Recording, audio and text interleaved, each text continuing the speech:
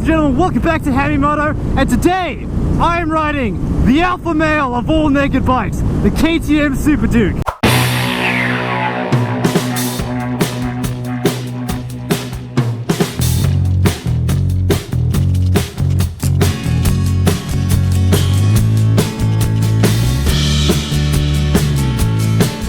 God, have I been excited to finally ride one of these. This is like the summit of all naked bikes. Now, as you guys know, I love naked bikes, as well as being naked myself. With an engine as loud and as recognizable as Schwarzenegger's accent, and aesthetics that are as cut and as chisel as his quads in the 80s, this really is one of the most impressive motorcycles out there on the market today. It's loaded with a 1301cc engine. 1301 just because the Austrians wanted to be a bit funny. You just gotta love the sound.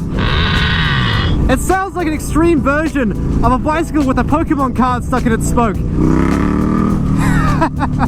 Ah, the sweet sound of childhood. Now, KTM is one of those manufacturers that makes very serious vehicles, and the KTM Super Duke is no different. This is a very serious bike. It's angled, precise.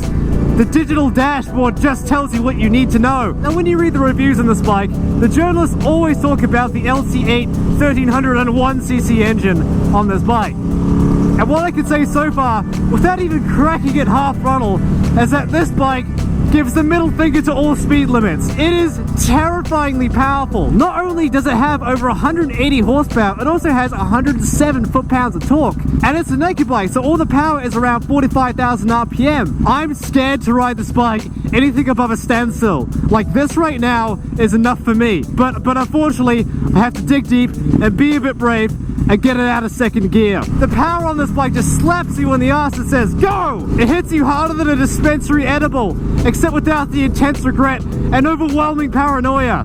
Actually, I take that back. This bike is so loud, I have a feeling that every cop around me can just hear me.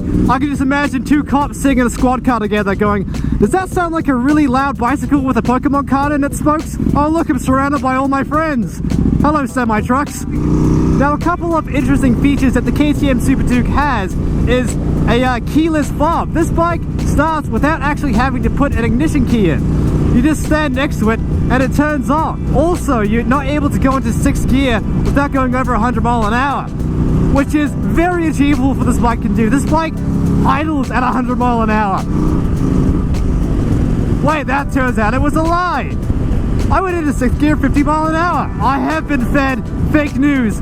I must report this to Donald Trump. Now the KTM Super Duke is often compared to the Aprilia Tuono, which I have not ridden, but I have ridden the Aprilia RSV4, which was without a doubt one of the most impressive bikes I've ever ridden. The Aprilia felt very tuned. It felt just excessively well made.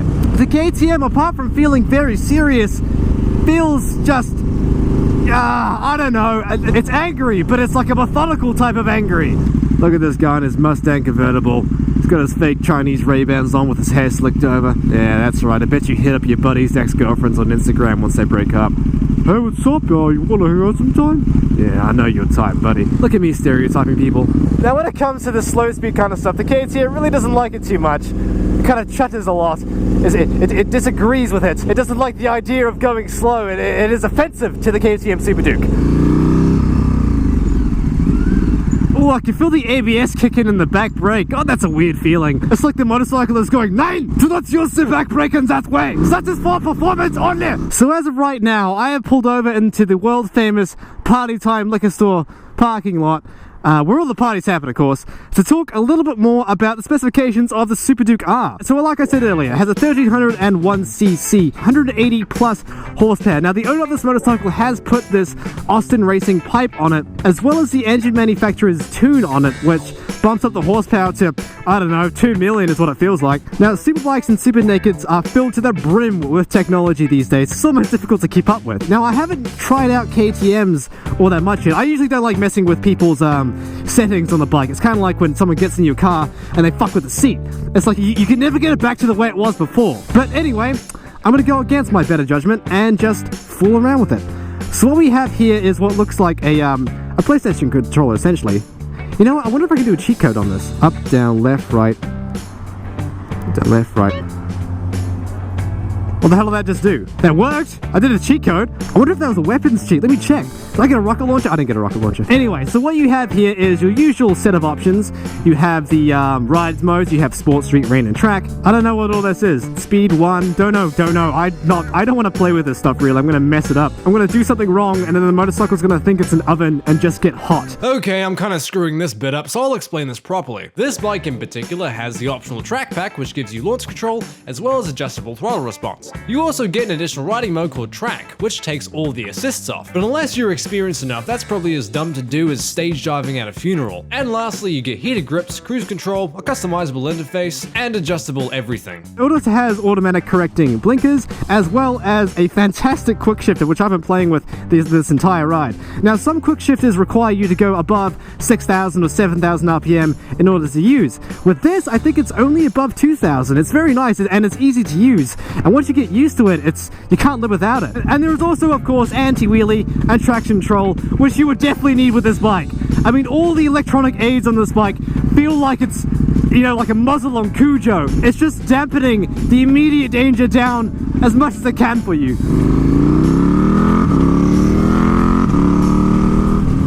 Now, I actually was able to test ride this bike last week, and I had much more opportunities to open up and really see what it was like. But my GoPro Hero 3 that I've had for over 4 years just gave up on me. It wasn't functioning correctly. I pressed play and it would stop after 15 seconds. I cleared the SD, I did everything I could. It was done. So I had to buy this new GoPro Hero 4. But as I was saying, I did have a chance to really open it up and see what this bike, well, at least half of what this bike can possibly do. I still wish that I could ride bikes on a track to sort of have a much better idea of what they're built to do. I feel like I'd have a much better understanding of what this bike is really capable of. But nevertheless, running around the street is still just as good, and being a naked bike is quite good at it. I recommend naked bikes to everyone. As far as naked bikes go, the Super Duke does have a very aggressive riding position. Your legs are quite far back, and your weight is quite far forward. For example, the riding position on a street triple. The handlebars are way out here, the tank is small. It's very different to this. This is way more like my Z1000 was. You're quite far forward and on top of the handlebars, and the effect that has is making the handling response razor sharp. Now, the owner of this motorcycle is a behemoth of a man. He's 6'4", so the ride is quite uncomfortable, and also I can't flat foot it. I'm not even a short guy. I'm like, you know, 5'10" or 5'11" or so, depending if I'm talking to a woman or not.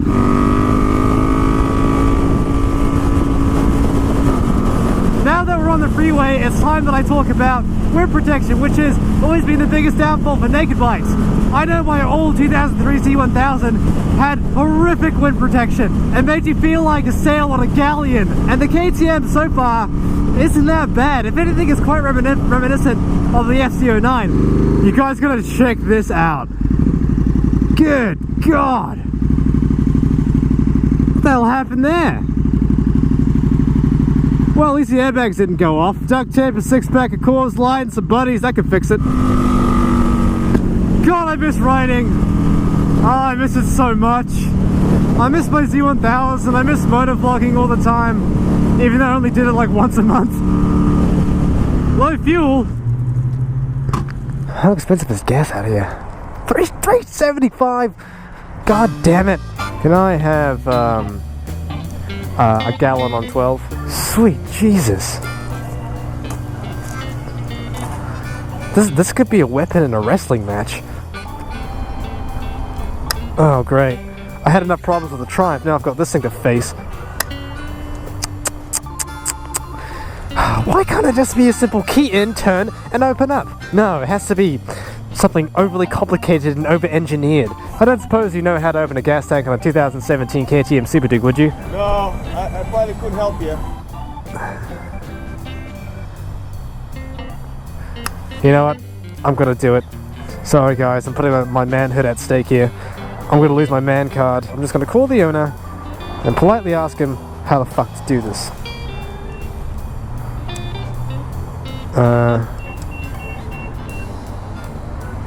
Okay. And then you just push that button. Oh, I see. Oh, okay. Ah, look at that. Magic. Cool. And that was filling up a gas tank on a KTM Super Duke. So then in conclusion, the KTM Super Duke is a motorcycle that is indeed quite super. I don't think I've ever ridden a bike that is so serious and determined to take you to Mach 2. Anyway, let's get this thing back to its owner. Anyway, before I get started with what I liked and what I didn't like about the 2017 KTM Super Duke, would you guys know what KTM means? KTM means this. Kronreif, Trunkenpolz, Mattighofen. Now that is just easy on the ears. As a matter of fact, I really want KTM to just use that instead of using the abbreviation. I want to watch a motocross race where they have the grid, right? Honda, Suzuki, Kawasaki. Kronreif, Trunkenpolz, Mattighofen. Anyway, so what did I like and what did I not like about the KTM Super Duke? Honestly, my favorite thing about it was probably just the riding position. You really do just kind of slot into place on that bike and you feel really safe and secure. As a matter of fact, when you sit on the bike, you almost expect to hear like a satisfying click, like plugging in an Ethernet cable. One thing I did forget to mention during my test ride was how the engine behaves at high RPM. Not only do you get the low down torquiness of a naked bike, you get the full-on insane oh shit feeling of a superbike. It becomes a completely different animal above 8,000 RPM. It just goes wild. I also really like the button setup on the handlebars, and the overall on-screen display and menu settings was really well thought out. Probably some of the best I've seen so far with modern superbikes. It's relatively simple and a lot easier to use than most others out there, so good job. So what did I not like about the Super Duke? As far as I can see, it's pretty much faultless. I mean, if I owned the bike for a particular period of time, I'm sure I'd find something. The bike really doesn't like slow speeds, but most 1000cc motorcycles don't, especially V-twins. The engines tend to vibrate a lot more at low RPM, but you know, that's just what to expect. Other than that, all I really have to say is that this is a very serious motorcycle. If you just want a cheap thrill, this is not the place to go. The KTM is one of those bikes where it's not just a machine, it's also a lifestyle. The Super Duke has to be at least the third topic of conversation you bring up when you meet strangers, after who you are, what you do, KTM Super Duke, and then, you know, why family. I mean, for the price and the amount of adjustability you get with this bike, I would feel uncomfortable owning it and just taking it up and down the street for a commute. This is a motorcycle that you really use. Well, I mean, if you're spending $17,000 on a motorcycle, you won't exactly let it sit in the corner of a storage compartment and rot like your 98 RM250. Anyway, that's pretty much all I have to say about the KTM Super Duke. It was a phenomenal motorcycle. Huge thanks to my buddy Super Douche TJ again for letting me use it. Go ahead and follow him on Instagram and tell him Hammy sent you. Don't forget to dislike, don't comment, and of course, do not even think about subscribing. I'll see you all next time. Oh wait, actually, I have a review coming out very soon on the new Ride 3 video game. So stick around for that. Alright then, ladies and gentlemen, I'll see you all next time.